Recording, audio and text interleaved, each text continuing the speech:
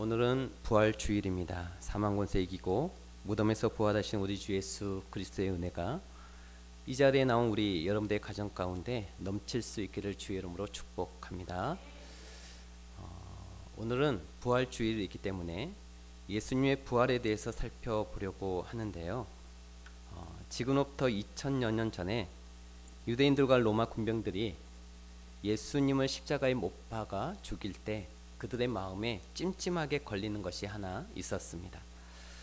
그것은 예수님이 살아 계셨을 때 말씀하셨던 부활에 대한 예언이었습니다. 예수님께서 살아 계셨을 때 내가 부활할 것이다 라고 말씀을 하셨거든요. 그게 마가복음 8장 31절에 나와 있는데요. 31절에 보시면 인자가 많은 고난을 받고 장로들과 대제사장들과 서기관들에게 버림받아 죽임을 당하고 사흘 만에 살아나야 할 것을 비로소 그들에게 가르치시되, 예수님께서는 살아생전에 내가 잡혀서 죽임을 당할 것이고 사흘 만에 내가 다시 살아날 것이다 라고 이렇게 제자들에게 가르치셨던 것이죠. 그리고 사람들에게 그런 말씀들을 하셨습니다. 우리는 이 말씀 하나만 놓고 보더라도 예수님은 살아계셨을 때 당신의 죽음과 부활을 분명하게 말씀하셨습니다.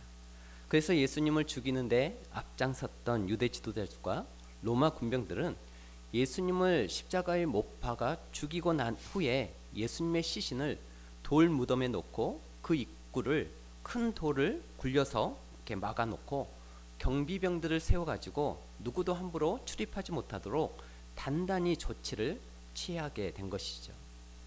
그러나 금요일 오후 3시쯤 십자가에서 돌아가신 예수님은 예언하신 대로 사흘이 지난 주일 새벽에 부활하시게 되어지죠. 로마 군병들이 지키던 예수님의 무덤은 시신이 없는 빈 무덤이 되어진 것입니다. 이 예수님의 부활 사건을 당시 그 무덤을 지키고 있던 이 경비병들의 입장에서 우리가 한번 좀 생각을 해보게 되면요, 얼마나 당황스럽고 놀랍기도 하고 두려웠겠습니까? 분명히 두 눈을 똑바로 뜨고 지키고 있었는데 어느 순간 천사들이 나타나서 잠깐 기절했다가 깨어나 보니까 이 무덤이 비어 있는 거죠. 입구를 막고 있던 큰 돌은 옮겨져 있고, 그래서 이 믿기지 않는 일을 유대 지도자들에게 긴급하게 보고를 하게 되어집니다. 그러자 유대 지도자들은 예수님의 부활을 덮을 이 음모를 결국 꾸미게 되어지죠. 정말 부활하셨단 말이야? 하면서 믿기지 않을 그런 일들이 벌어지자 이들은 그것을 인정하고 음모를 꾸미게 되어집니다.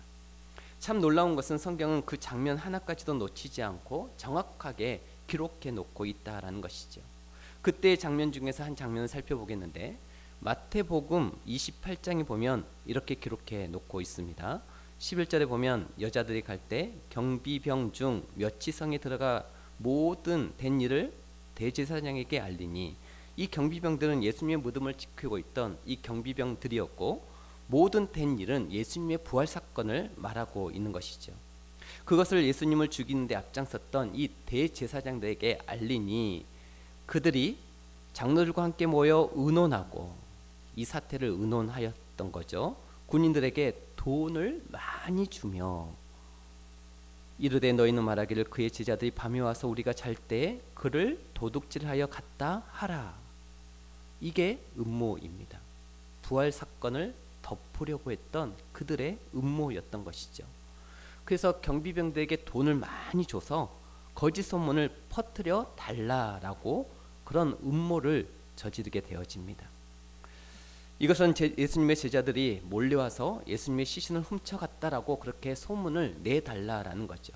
그러면 나머지 일은 우리가 다 책임져 줄 테니까 너희들은 그렇게 소문만 내주면 된다라는 것입니다. 이것이 바로 예수님의 부활 사실을 덮으려고 했던 이 인간들의 음모였던 것이죠. 우리 사랑하는 성도 여러분, 예수님의 부활은 그 누구도 부인할 수 없는 확실한 많은 증거들이 있는 역사적인 사실입니다.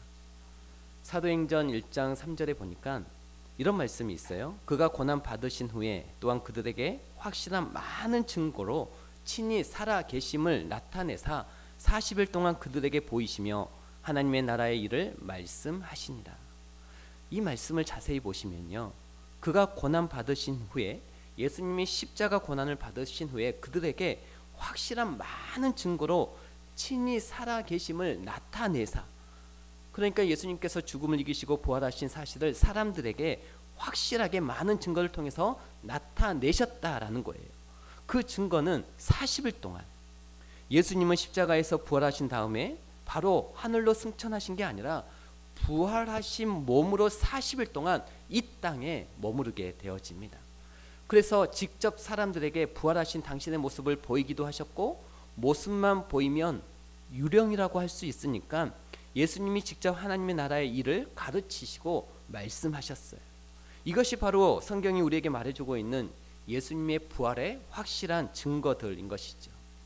당시 부활하신 예수님을 목격한 자들이 오늘 본문 말씀인 고린도전서 15장에 소개되어 있는데요, 3절에 보시면은 성경대로 그리스도께서 우리 죄를 위하여 죽으시고 장사 지낸 바 되셨다가 성경대로 사흘 만에 다시 살아나사 게바에게 보이시고, 여러분 게바는 베드로이죠. 베드로라고 하는 이 아람어 이름이 게바입니다.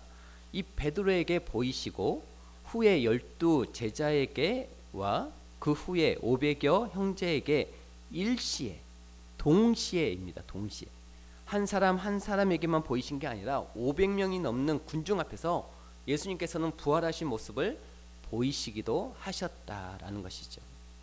그리고 그때 부활하신 예수님을 본 사람들 중에 이 고린도전서가 쓰여졌을 당시 대다수는 살아 있었다라고 분명히 증언하고 있습니다.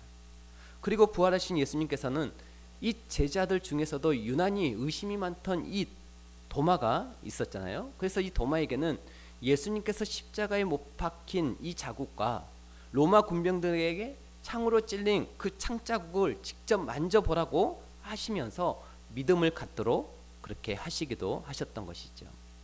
또한 예수님의 부활이 부인할 수 없는 역사적인 사실이라고 하는 가장 확실한 증거 중 하나는 이런 예수님의 증언과 예수님의 모습을 본 목격자들이기도 하지만, 또 하나 강력한 증거는 제자들의 변화입니다.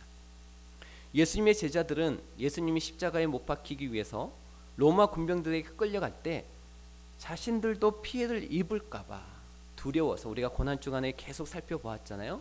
자신들도 피해를 입을까봐 예수님을 부인하고 다 도망갔던 사람들이었습니다. 그렇게 겁이 많았던 사람들이었죠. 그리고 예수님이 하셨던 부활에 대한 애언도 제자들이 사실 믿지 않았어요.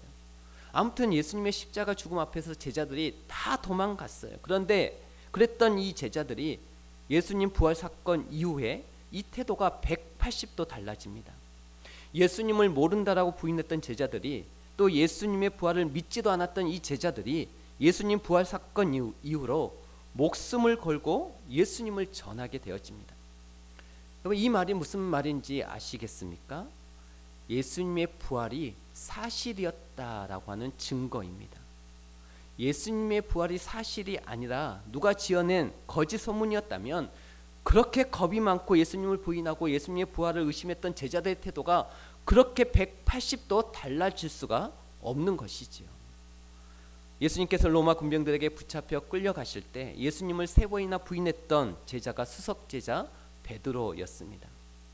예수님을 3번이나 부인했고 마지막에는 저주하고 맹세까지 하면서 예수님을 부인했었는데, 그 베드로가 훗날 예수님이 부활하실 것을 목격하고 나서 사람들에게 설교할 때 예수님을 이렇게 설교합니다. 이렇게 소개하고 있어요. 사도행전 4장 10절에 보면 베드로의 설교문이 나오는데요, 4절에 보시면은 4장 10절에 보시면 너희와 모든 이스라엘 백성들은 알라. 너희가 십자가에 못 박고 하나님이 죽은 자 가운데서 살리신 나사렛 예수 그리스도의 이름으로 이 사람이 건강하게 되어 너희 앞에 섰느니라. 이 말씀을 잘 보십시오. 베드로가 사람들 앞에 예수님을 뭐라고 소개하느냐면 너희가 십자가에 못 박고 하나님이 죽은 자 가운데서 살리신 나사렛 예수 그리스도라고 소개하고 있습니다. 이 말은 그렇게 두려워가지고 예수님을 3번이나 부인하고 도망갔던 이 베드로가 부활하신 이 예수님을 생생하게 받고 만났다라는 거예요. 그래서 사람들 앞에 담대하게 내가 목격했다라는 것이죠. 하나님이 죽은 자 가운데서 살리신 그 나사렛 예수를 너희들이 그래서 믿었으면 좋겠다라고 외치고 있는 것입니다. 우리는 이처럼 태도가 180도 변화된 이 베드로의 모습 속에서도 예수님이 부활하신 사건이 역사적인 실제 사실이었음을 다시 한번 확인할 수 있는 것이지요. 그렇다면 예수님의 부활이 예수님을 믿는 우리 성도들에게 어떤 의미를 갖게 되어지는지 우리가 살펴보겠습니다. 그게 중요하겠죠. 도대체 예수님의 부활이 우리에게 어떤 의미를 주는가? 예수님의 부활이 우리에게 주는 첫 번째 의미는 예수님이 진정한 메시아이자 하나님의 아들이셨다라는 것입니다. 만일 예수님께서 이 땅에 오셔서 공자나 맹자처럼 좋은 말씀만 가르치시다가 우리와 똑같이 죽음으로 생을 마감하셨다면 그분은 하나님의 아들이 아니라 그냥 훌륭한 선생님인 것이죠. 그러나 예수님께서는 공자와 맹자와 같은 훌륭한 스승 정도가 아니셨습니다. 구약의 수많은 선지자들이 예언했던 이 메시아이자 하나님의 아들이셨던 것이죠. 그래서 예수님은 33년 이 땅에 사시는 동안 죄가 없으셨던 분이셨습니다. 제가 지난번에도 말씀을 드렸지만 예수님에게 십자가형 선고를 내렸던 이 로마가 세워놨던 이 빌라도 총독도 예수님을 신문하는 과정에서 예수님의 무죄를 알고 인정했습니다. 그래서 이 유대인들이 죽여달라고 하는 이 유대인들에게 공개적으로 예수님의 무죄를 3차례나 선언했던 것이죠. 예수님은 죄가 없으신 하나님의 아들이셨다라는 거예요. 그리고 죽은 지 사흘 만에 다시 살아나는 부활을 통해서 다시 한번 당신이 우리의 죄와 죽음 가운데서 구원하실 수 있는 하나님의 아들이신 것을 증명하신 것입니다. 믿으십니까? 이 믿음이 우리 가운데 필요합니다. 그래야 구원을 받습니다.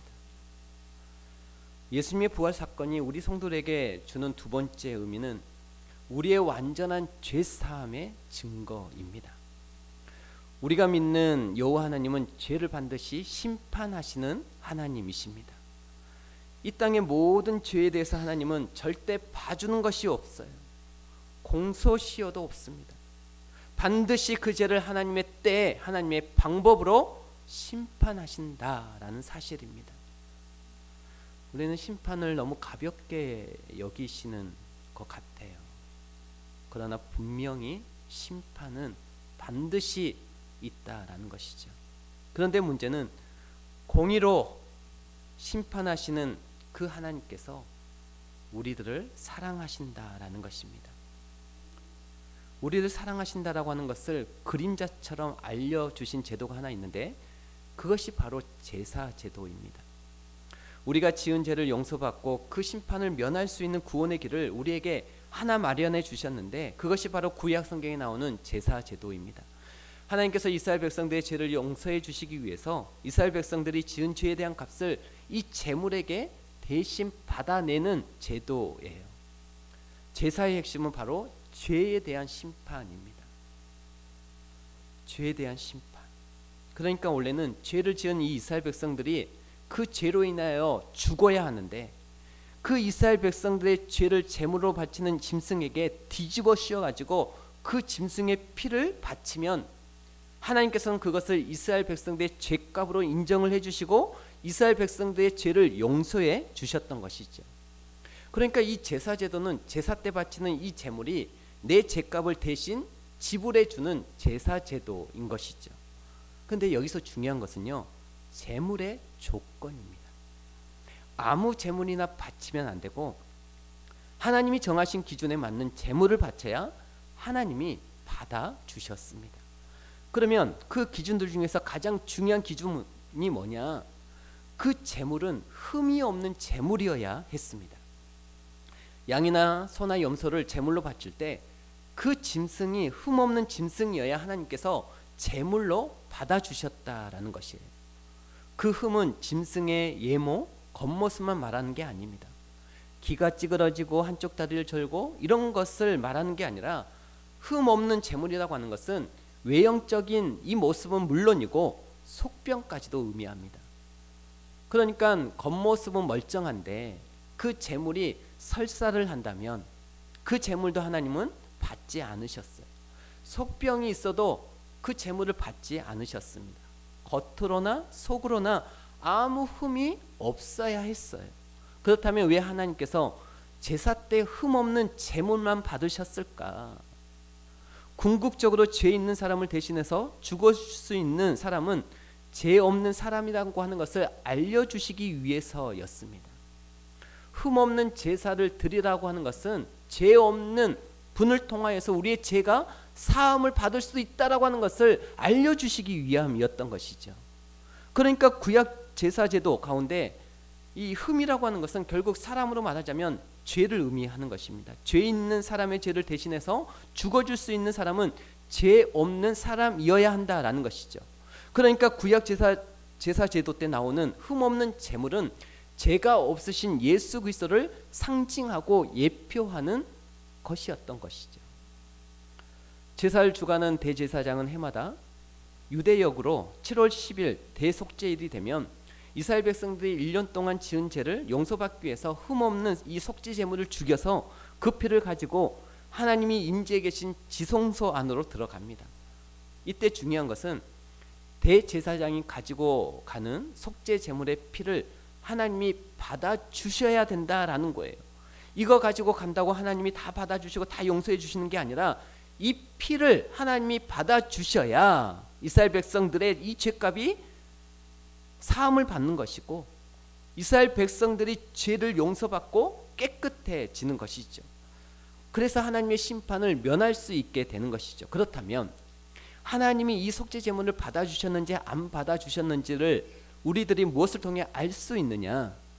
대제사장의 생사 여부를 통해서 확인할 수 있었습니다. 이게 무슨 말이냐면 대제사장이 가지고 들어간 이 속죄 제물의 피를 하나님이 받으시면 받으셨다라고 하는 그 증표로 그것을 가지고 들어온 대제사장을 살려서 지성소 밖으로 내보내 주십니다.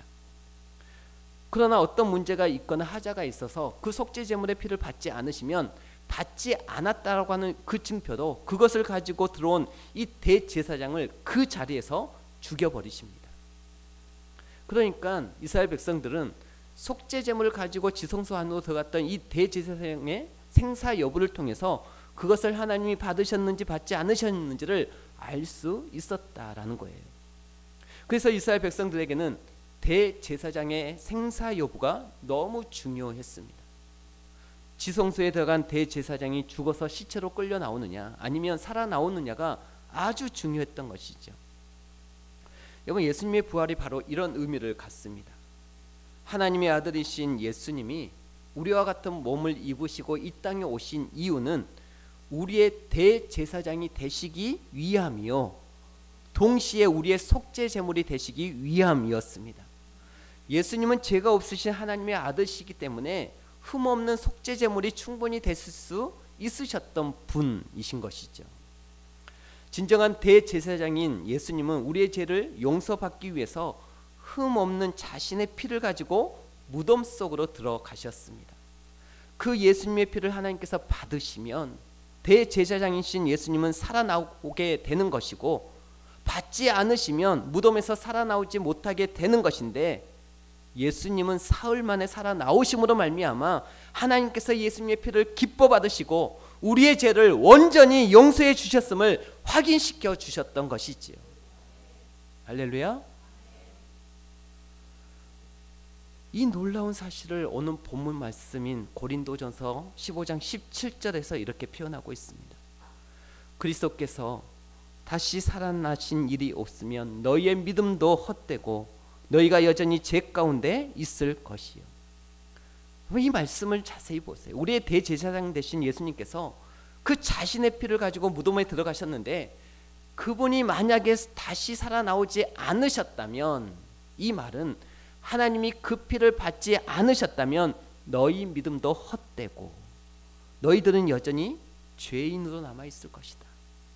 그런데 대제사장이신 예수님께서 무덤에서 살아나오심으로 말미암아 하나님이 그 예수님의 피를 받아주셨다고 하는 그것이 가장 확실한 증거가 되고 그래서 예수님을 믿고 따르는 우리들의 죄가 깨끗하게 용서되었음을 믿으시기를 바랍니다. 이 믿음, 예수님에 대한 이 믿음, 죽음과 부활에 대한 이 믿음, 그 믿음을 하나님이 받으시는 겁니다. 예수님이 십자가에서 우리 대신 피 흘려 죽어 주신 것으로 우리의 구원이 완성된 게 아닙니다. 피 흘려 죽어 주신 것으로 우리의 구원이 완성된 게 아니라 이 부활을 통해서 우리의 구원이 완성됨을 우리가 알아야 된다라는 거죠. 그래서 부활이 없으면 우리의 믿음도 헛되고 우리는 하나님의 심판을 피할 수 없는 죄인으로 결국에는 지옥에 갈 수밖에 없다라는 것입니다. 그래서 이 부활주일이 우리에게는 엄청난 큰 의미가 있는 것이죠.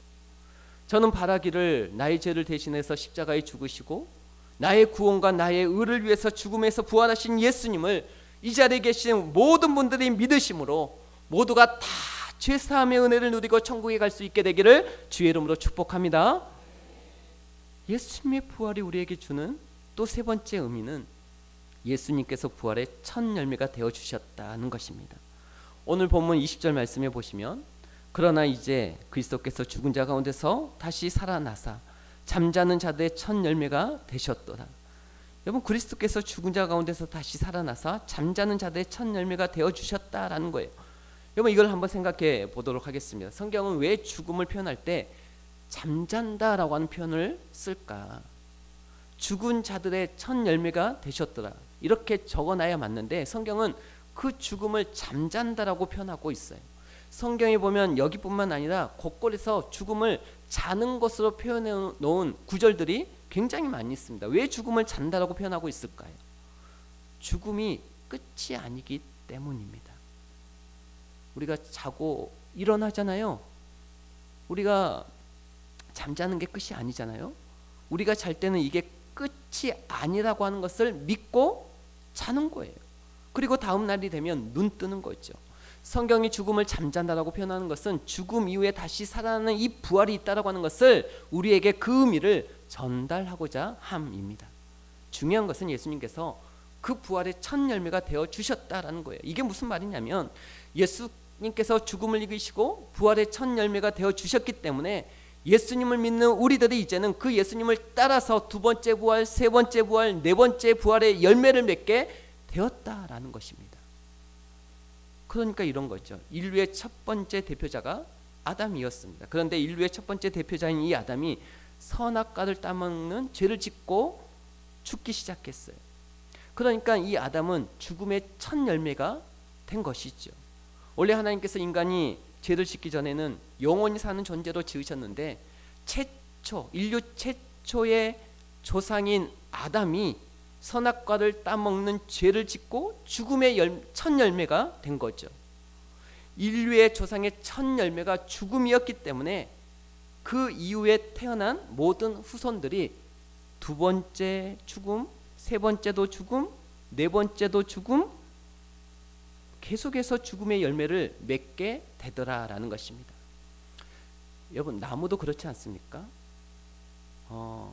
어떤 나무가 열매를 맺을 때 꽃을 피울 때도 마찬가지고 동시다발적으로 같은 시간대에 꽃이 피고 열매가 맺는 게 아니죠.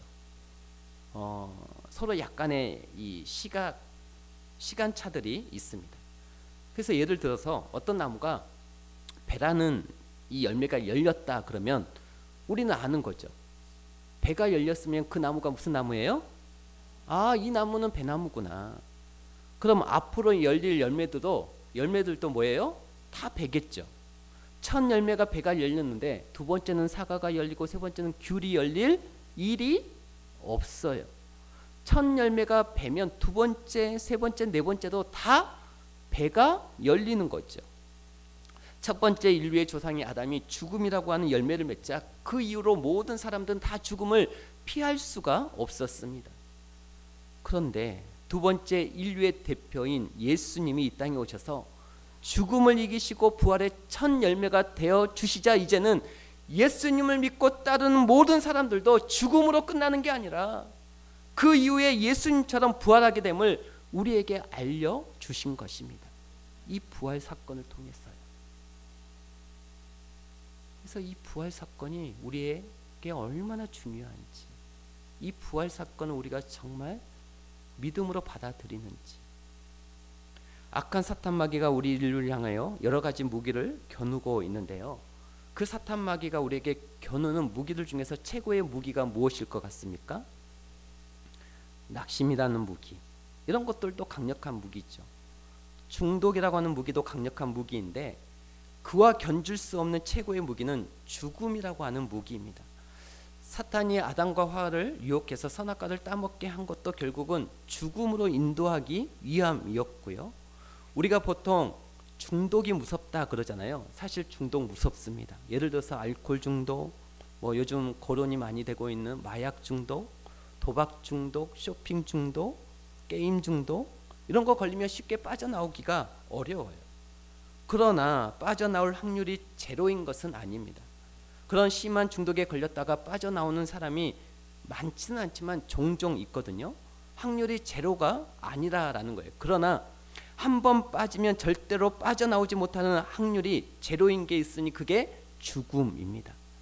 예수님이 이 땅에 오시기 전에 죽음이라고 하는 이 덫에 들어가서 빠져나온 사람은 인류 역사상 한 사람도 없었습니다. 그 엄청난 그 젊은 날에 정복해서 많은 땅을 정복해서 더 이상 정복할 땅이 없어서 땅을 치며 탄식했다던 이 알렉산더 대왕도 죽음의 권세 앞에서는 무기력했습니다. 33세의 나이로 요절했죠. 수많은 적들을 이겼던 명장인데 죽음 앞에서는 어쩔 수가 없었습니다. 이 죽음이라고 하는 무기 앞에 모든 인류가 꼼짝도 못하고 있는데 그때 예수님이 나타나셔서 죽음을 이기신 것이죠. 사탄 마귀가 죽음이라고 하는 이 총을 예수님께 빵 하고 쐈음에도 불구하고 예수님은 잠깐 3일 동안 잠들어 계셨다가 영광스러운 모습으로 다시 살아나신 것입니다. 여러분, 이렇게 되면 사탄 마귀 입장에서는 더 이상 쓸 수 있는 무기가 없게 되는 것이죠. 제일 강력한 무기로 예수님을 쐈는데 예수님이 3일 만에 더 영광스러운 모습으로 부활하면 이 사탄 마귀 입장에서는 더 이상 쓸 수 있는 무기가 없게 되는 것입니다.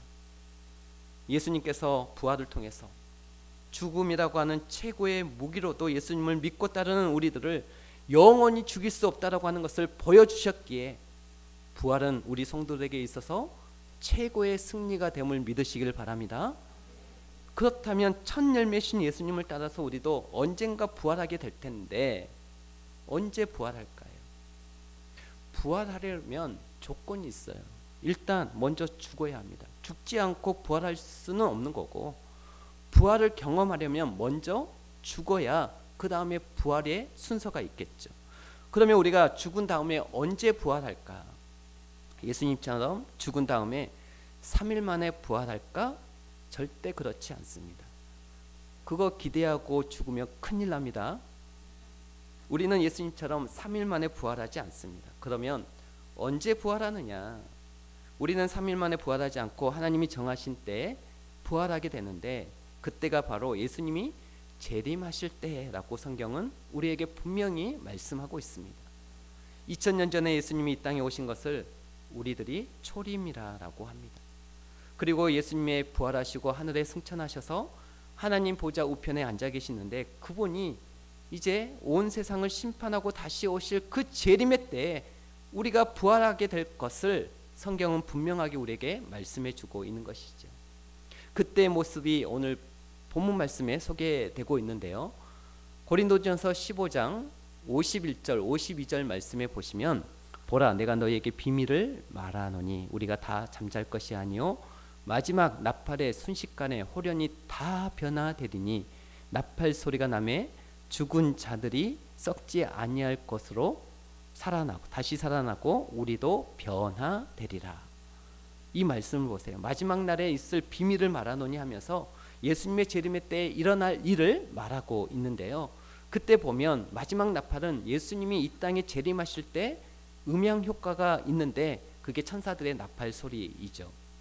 그 천사들의 나팔 소리와 함께 순식간에 호련히 다 변화되니 이게 부활 사건인 겁니다. 그래서 예수님이 재림하실 때 이미 죽었던 자들이 썩지 아니할 몸을 입게 된다라는 것입니다. 지금 우리의 몸은 앞으로 죽게 되어지면 썩어요.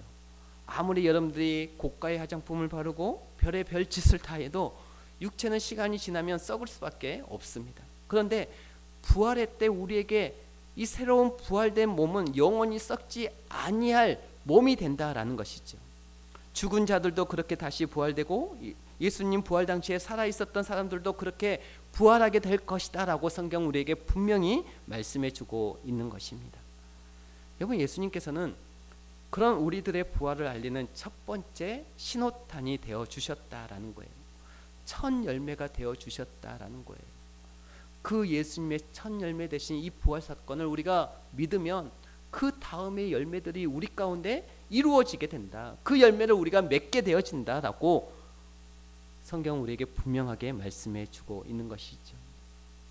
저는 이 자리에 계신 우리 모든 분들이 부활의 첫 열매가 되신 예수님을 믿음으로 말미암아 진짜 믿어서 믿는 척해서가 아니라 진짜 믿어서 성경이 말하고 있는 재림의 때 이루어질 이 영광스러운 부활에 우리 모두가 다 정말 다 참여할 수 있게 되기를 진심으로 주의 이름으로 축복합니다.